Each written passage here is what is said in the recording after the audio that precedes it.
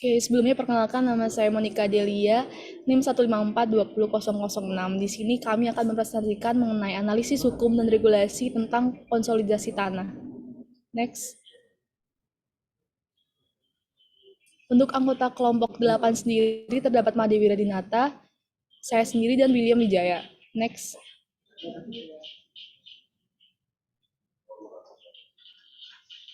Masuk pada bab pertama, yaitu pendahuluan. Di sini terdapat gambaran umum dan pemetaan regulasi. Untuk gambaran umumnya sendiri, seiring bertambahnya tahun, laju pertumbuhan penduduk semakin meningkat, diikuti oleh penggunaan lahan dan pemanfaatan akan tanah.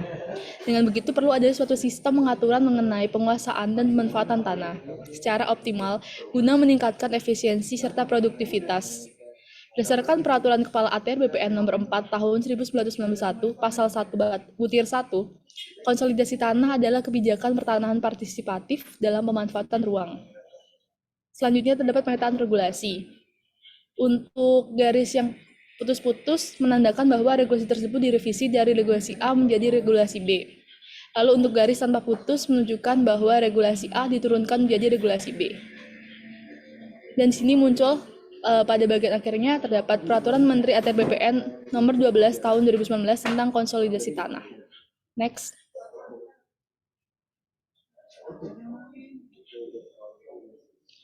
Oke, selanjutnya masuk pada bagian isi atau bagian kedua. Untuk yang pertama, terdapat regulasi yang pertama yaitu Peraturan Menteri ATR BPN Nomor 12 Tahun 2019 tentang konsolidasi tanah.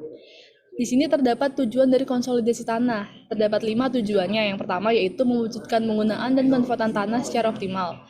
Kedua, meningkatkan efisiensi dan produktivitas penggunaan tanah serta ruang. Ketiga, meningkatkan efisiensi dan produktivitas penggunaan tanah dan ruang. Lalu yang ketiga, meningkatkan kualitas lingkungan. Yang keempat, memberikan kepastian hukum hak atas tanah dan ruang di atas dan atau bawah tanah. Lalu untuk peruntukan pembiayaan konsolidasi tanah, yang pertama adalah biaya perencanaan, biaya administrasi pertanahan melalui mekanisme PNBB, biaya kompensasi dan ganti rugi, biaya relokasi sementara dan tunjangan kehilangan penghasilan, biaya administrasi perizinan, biaya pembangunan fisik bangunan dan PSU, biaya pemeliharaan bangunan atau gedung, biaya peremajaan bangunan dan atau gedung. Selanjutnya terdapat tahapan pembangunan konsolidasi tanah. Yang pertama, persiapan pelaksanaan pembangunan.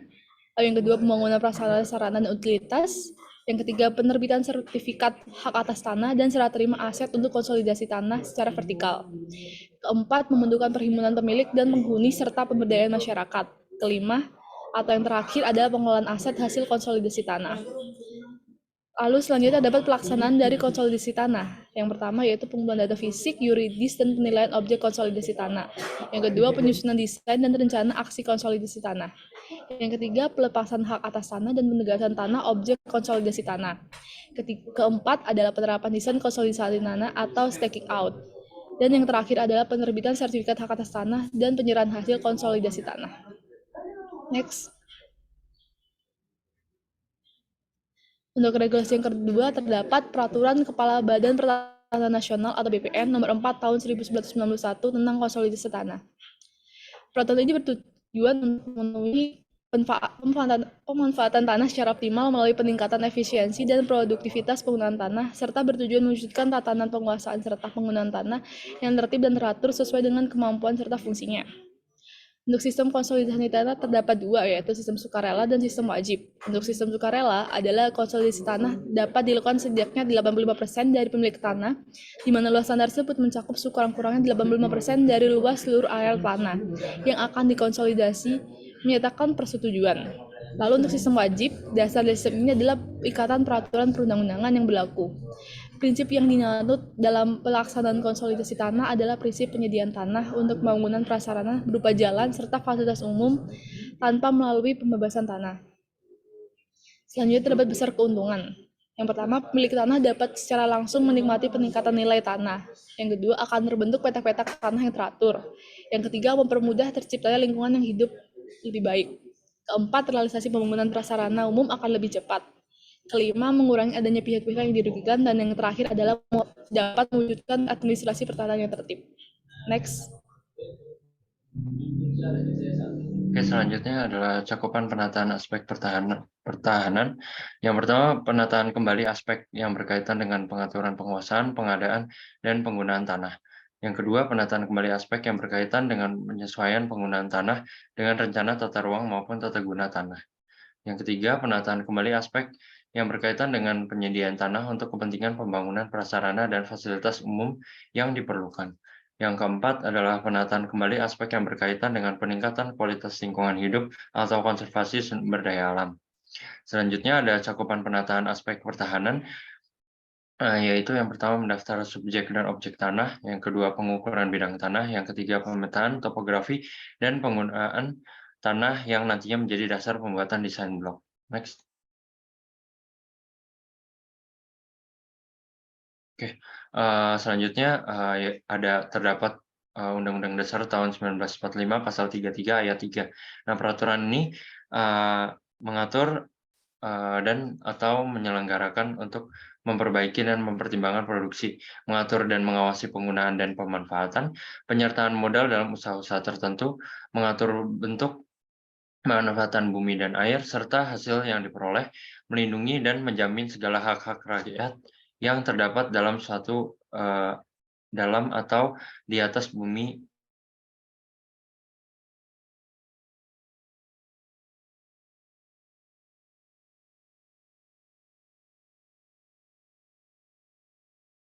pengertian yang menjelaskan bahwa lebih tinggi atau lebih luas daripada kepemilikan dalam konsepsi hukum perdata. Secara kolektif, rakyat dikonstruksikan oleh Undang-Undang Dasar 1945 memberikan amanat kepada negara untuk mengadakan kebijakan dan tindakan pengurusan, pengaturan, pengelolaan, dan pengawasan untuk tujuan sebesar-besarnya kemakmuran rakyat.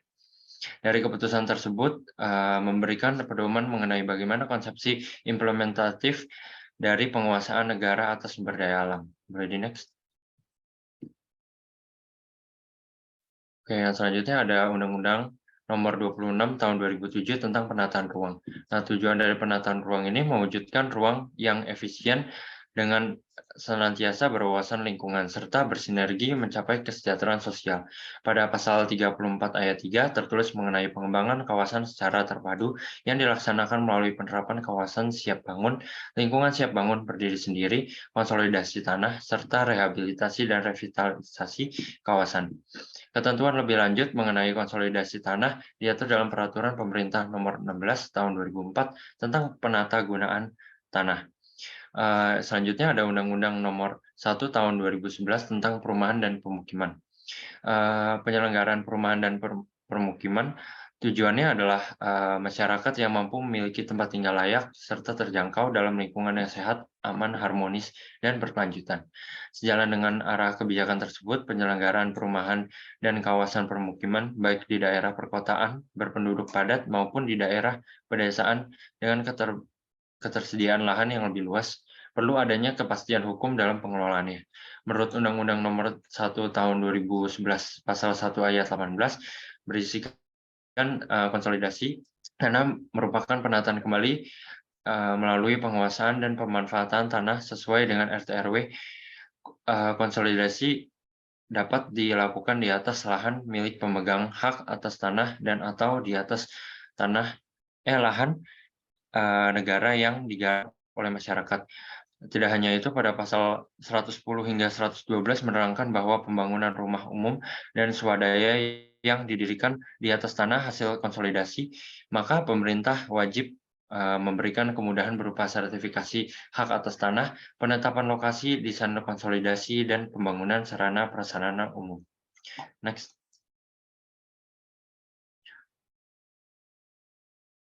Oke, yang selanjutnya adalah Peraturan Pemerintah Nomor 16 Tahun 2004 tentang penata gunaan lahan.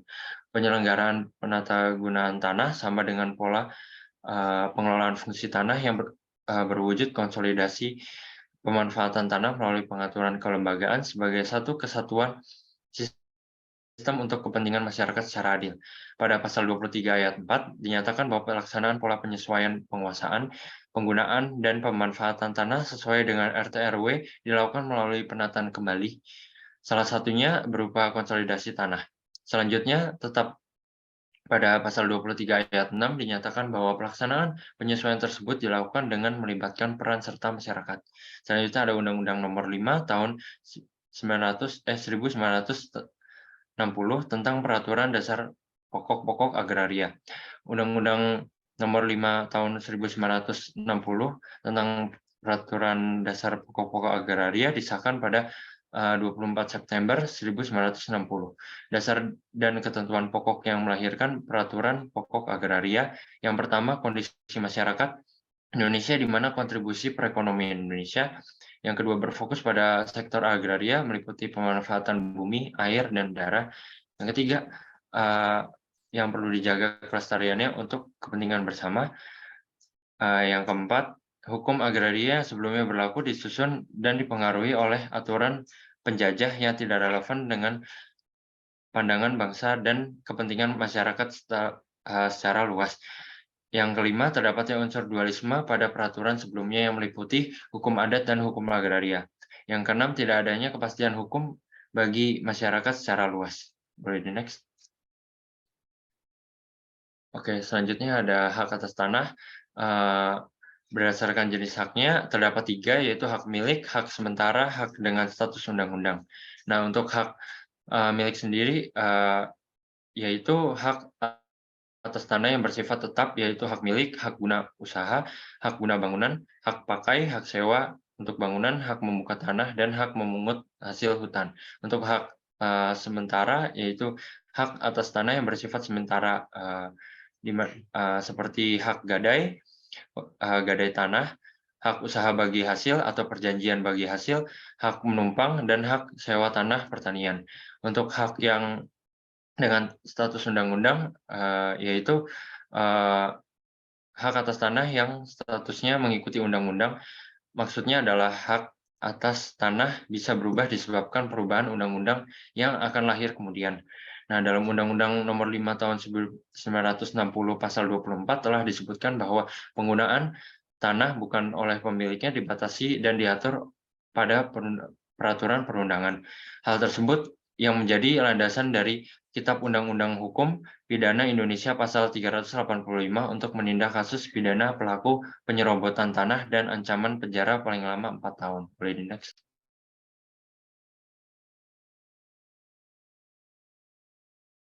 Oke, selanjutnya terkait peraturan Undang-Undang Nomor 17 Tahun 2007 tentang Rencana Pembangunan Jangka Panjang Nasional atau disingkat dengan RPJPN. Rencana Pembangunan Jangka Panjang Nasional ini di dalamnya membahas hal-hal perencanaan pembangunan yang bersifat visioner dan di dalamnya itu membuat hal-hal yang mendasar sehingga memberi keluasan atau memberi ruang yang cukup bagi penyusun rencana jangka menengah dan tahunnya untuk lebih mengeksplor seperti itu. Kemudian tujuan dari Undang-Undang Rencana Pembangunan Jangka Panjang Nasional ini yang pertama ada mendukung koordinasi antar pelaku pembangunan dan pencapaian tujuan nasional. Kemudian yang kedua ada menjamin terciptanya integrasi, sinkronisasi, dan sinergi baik antar daerah, antar ruang, antar waktu, antar fungsi pemerintah, maupun antar pusat dan daerah. Yang ketiga itu menjamin keterkaitan dan konsistensi antara perencanaan, penganggaran, pelaksanaan, dan pengawasan. Yang tujuan terakhir yaitu yang keempat, menjamin tercapainya penggunaan sumber daya secara efisien, efektif, berkeadilan, dan berkelanjutan, serta mengoptimalkan partisipasi masyarakat. Yang selanjutnya itu ada Undang-Undang Nomor 23 Tahun 2014 tentang Pemerintahan Daerah, di mana dalam Undang-Undang Nomor 23 Tahun 2014 itu pada pasal 11 berbunyi tugas pembantuan adalah penugasan dari pemerintah pusat kepada daerah otonom untuk melaksanakan sebagian urusan pemerintahan yang menjadi kewenangan pemerintahan pusat atau daerah pemerintah dari pemerintah daerah, provinsi kepada daerah kabupaten kota. Kemudian pada pasal 12 berbunyi daerah otonom yang selanjutnya disebut daerah adalah kesatuan masyarakat hukum yang mempunyai batas-batas wilayah yang berwenang mengatur dan mengurus urusan pemerintahan dan kepentingan masyarakat. Berdasarkan pasal tersebut, dapat disimpulkan bahwa urusan-urusan pemerintahan di bidang pekerjaan umum dan penataan ruang adalah urusan pemerintahan wajib yang berkaitan dengan pelayanan dasar adalah kewenangan daerah. Jadi misalnya ada konsolidasi dan sebagainya itu tetap konsultasi ke daerah seperti itu. Selanjutnya ada Undang-Undang Nomor 20 Tahun 2011 tentang rumah susun, di mana ada tujuan perencanaan tata ruang sendiri pasal 22 tahun Undang-Undang Nomor 20 Tahun 2011 ini menyatakan bahwa penyediaan tanah untuk pembangunan rumah susun dapat dilakukan dengan konsolidasi tanah oleh para pemilik tanah. Jadi opsi dari penyediaan tanah untuk rumah susun itu sendiri ada 7 di sini. Yang pertama ada nomor 1 itu pemberian hak atas tanah terhadap tanah yang langsung dikuasai negara. Kemudian yang kedua adalah konsolidasi tanah oleh pemilik tanah. Kemudian yang ketiga ada peralihan atau pelepasan hak atas tanah oleh pemegang hak atas tanah. Kemudian yang keempat itu ada pemanfaatan barang milik negara atau barang milik daerah berupa tanah. Kemudian yang kelima ada pendayagunaan tanah wakaf. Kemudian yang keenam ada pendayagunaan sebagian tanah negara bekas tanah telantar. Kemudian yang ketujuh ada pengadaan tanah untuk pembangunan bagi kepentingan umum. Pelaku pembangunan konsolidasi tanah ini sendiri wajib menyelesaikan status hak guna bangunan atau hak pakai terlebih dahulu di atas hak pengelolaan sesuai dengan ketentuan peraturan perundang-undangan sebelum melakukan jual beli sarusun yang bersangkutan seperti itu. Kemudian selanjutnya ada peraturan pemerintah nomor 2 tahun 2015 tentang rencana pembangunan jangka menengah nasional atau RPJMN. Hal ini juga bersinambungan dengan RPJPN yang tadi terkait rencana pembangunan jangka nasional sebelumnya itu terkait hal ini. Rencana pembangunan jangka menengah nasional menjabarkan terkait bagaimana keseluruhan RPJMN akan dilaksanakan. Dalam keberlangsungannya, strategi-strategi pun dipersiapkan untuk mencapai pembangunan yang diharapkan. Indikator juga dibuat untuk memastikan keterukuran ketercapaian. Ya, ini dapat dilihat pada matriks bidang pembangunan wilayah tata ruang, tepatnya pada program pengelolaan pertahanan. Kemudian saya ambil beberapa di sini terkait indikator. Yang pertama ada kegiatan pengelolaan pertanahan provinsi, terdapat sasaran terlaksananya pengaturan dan penatagunaan, penguasaan dan pemilikan tanah serta pemanfaatan dan penggunaan tanah secara optimal dengan indikator konsolidasi tanah sebanyak 1.500 bidang setiap tahun dan peta potensi objek konsolidasi tanah sebanyak 83 kabupaten atau kota. Kemudian indikator selanjutnya adalah pengelolaan konsolidasi tanah dengan sasaran terlaksananya pengelolaan konsolidasi tanah dengan indikator jumlah rumusan kebijakan teknik konsolidasi tanah yang disusun dengan target sebanyak 4 rumusan setiap tahunnya. Selanjutnya terkait untuk menyimpulkan setelah peraturan-peraturan yang sudah disebutkan sebelumnya, di mana tanah merupakan salah satu aspek penting dalam kehidupan manusia yang penyediaannya merupakan tanggung jawab pemerintah sebagai salah satu langkah untuk mencapai kesejahteraan sosial bagi seluruh rakyat Indonesia. Namun sering meningkatnya laju pertumbuhan penduduk menyebabkan penggunaan dan pemanfaatan akan tanah semakin tinggi. Hal ini menyebabkan adanya keterbatasan ketersediaan lahan dikarenakan manusia terus membutuhkan ruang untuk mereka hidup dan beraktivitas. Sehingga perlu adanya suatu sistem pengaturan mengenai penguasaan dan pemanfaatan tanah secara optimal. Namun dari berbagai pembahasan di atas dapat disimpulkan bahwa hukum dan regulasi terkait pelaksanaan konsolidasi tanah atau konsolidasi lahan di Indonesia ini yang berlaku selama ini masih belum memadai atau belum cukup untuk dijadikan sebagai dasar dalam pelaksanaan konsolidasi tanah atau lahan. Tidak hanya itu, seringkali ditemukan pelaksanaan konsolidasi tanah yang tidak ditindaklanjuti dengan pembangunan fisik, sarana, dan prasarana umum. Jadi banyak yang melakukan konsolidasi tanah tapi tidak menyediakan fisik sarana dan prasarananya. Karena faktor kelembagaan yang belum terbangun baik pada tahap perencanaan maupun pelaksanaan.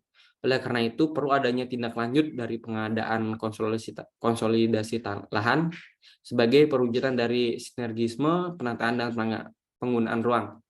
Mungkin saran yang bisa kami berikan terkait hal ini dan dari apa yang telah kami simpulkan itu, kami dalam merekomendasikan beberapa saran, yaitu kepada pengambil keputusan yang berkewenangan seperti mendorong Dewan Perwakilan Rakyat untuk memuat ketentuan-ketentuan pokok mengenai konsolidasi tanah dan mendelegasikan kewenangan pengaturan konsolidasi tanah secara lengkap dalam bentuk peraturan pemerintahan tentang konsolidasi tanah. Lalu tindak lanjut berikutnya adalah membuat orang-orang sadar akan pentingnya kedisiplinan dalam mematuhi tujuan penggunaan maupun pemanfaatan tanah sesuai rencana tata ruang. Mungkin yang terakhir itu pihak pemerintah yang bersangkutan yang memiliki wewenang juga seperti Kementerian Agraria dan Tata Ruang atau Badan Pertahanan Nasional harus dapat terus menunjukkan peningkatan dalam segi performa, sehingga dapat memberikan perspektif ruang yang lebih baik. Kemudian ini terakhir daftar pustaka jadi sumber-sumber yang kita gunakan. Oke, sekian dari kami. Terima kasih, mohon maaf apabila ada kesalahan. Saya tutup. Terima kasih.